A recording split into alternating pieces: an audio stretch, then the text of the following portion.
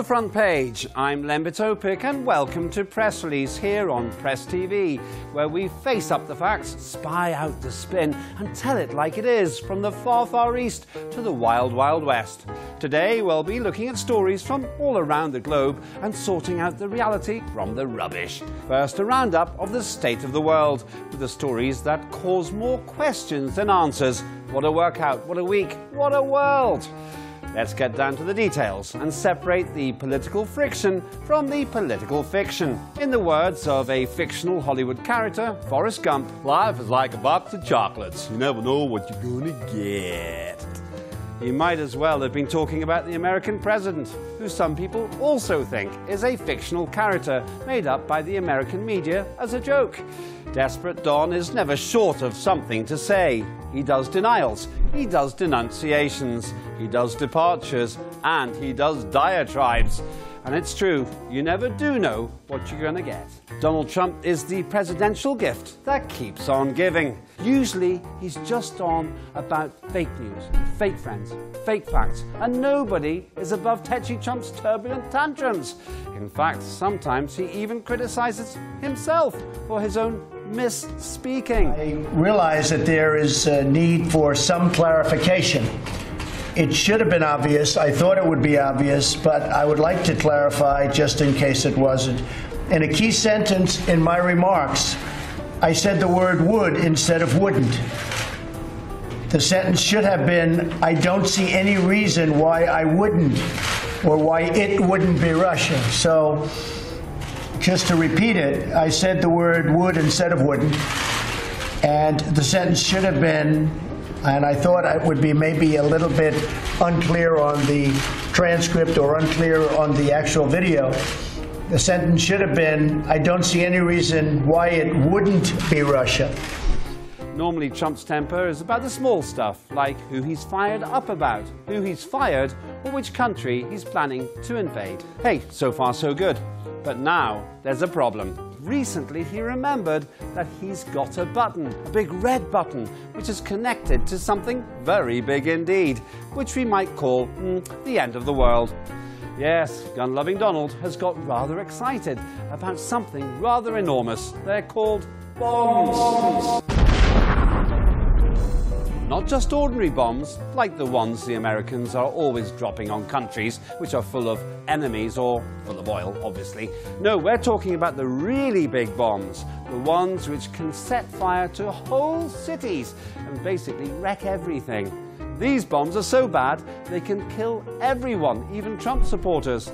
Ladies and gentlemen, Desperate Don has decided to go nuclear. Literally. Apparently, the president has suddenly come to the conclusion that those naughty Russians have been ignoring the rules about nuclear weapons. And wait for it, he's claiming Moscow is breaking the nuclear rules. So what do you think Trump says he's going to do? Negotiate? Have a chat with his old friend Vladimir Putin? No and no. He's smarter than that. Instead of trying to deal with the problem he says he's got with the Russians by doing the right thing himself, he's going to deal with it by doing exactly the same thing. Trump's attempt at international diplomacy is to actually break the agreements he says the other side has broken, even if they haven't. It's like driving at 5 times the speed limit because the person you hate the most is doing it too, even if they haven't. Does this make the world more dangerous? In one sense, yes. If daring Donald actually gets someone to build more bombs, we could be in big trouble. But then again, it's not as simple as that. It takes ages to make atom bombs. Just ask the North Koreans. It took them years to get enough nuclear weapons to become good buddies with Washington. The odds are Don will run out of time, even if he wins again and does a whole 8 more roller coaster years in Washington. This Mr. President will be out of the White House and back on reality TV before he gets the chance to wave an even bigger nuclear stick than the one he's got already. Let's hope so. It would be better if we don't have a country whose president is showing off about breaking the nuclear agreements by getting even more bombs. Would he ever use them? Who knows? But But I look back in history, there's only one country that's ever been crazy enough to actually use nuclear weapons to kill thousands and thousands of people and obliterate cities. It's called the United States of America. And speaking of the USA, who's the biggest superpower of them all? America? Not for much longer, according to experts. If you want to live in the next great superpower, then you'd better start learning Chinese. That's right. While the West has struggled to overcome its economic problems, China has just been getting on with working its way to victory. And it seems to be a strategy that's gone incredibly right. China's economic turnover is the second biggest in the world. And they're growing, and growing fast. Its power to buy things has gone up tenfold since 1990. British magazine The Economist has calculated that China's performance exerts such a strong kind of gravitational pull on the world's economic output that the geographic centre of the global economy has drifted thousands of kilometres away from Washington and towards Beijing. Consider this. America has no way to launch astronauts into space. China has launched a space station and people into low Earth orbit. America has had all kinds of social problems with millions living in poverty.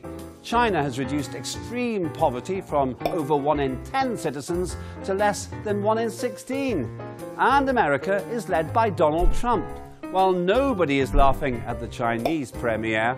So China is on the up, and there's nothing anyone can do about it. America is locked in a trade war with China, which America started, and that's causing some tension. But because China is so big, so industrious, and so focused, it looks like this massive country's rise to the top position in the world is unstoppable. The West has had the power for centuries, but with 1.6 billion hard-working citizens, half of all the new patents over the last 10 years, and almost 50% of the increase in the whole of the world's gross domestic product since 2008, the writing is on the wall, and that writing is in Chinese. And whether those words are kung fu or ketchup, and yes, both are Chinese words, America and the rest of the world had better watch out, because the Red Dragon is coming. Get ready for a superpower full of Eastern promise. Chop chop! In yet another dramatic shock horror development in the Western media, Press TV has been coming under fire in the British newspapers. Yes, one paper has claimed that we here on Press TV, including me, myself and I, are working under the all-powerful thought control of Tehran. Turns out that the Iranian government is telling us what to tell you, when to tell you, and how. Phew! This is big news to me. I'm pleased to hear this, because that makes my job a lot easier.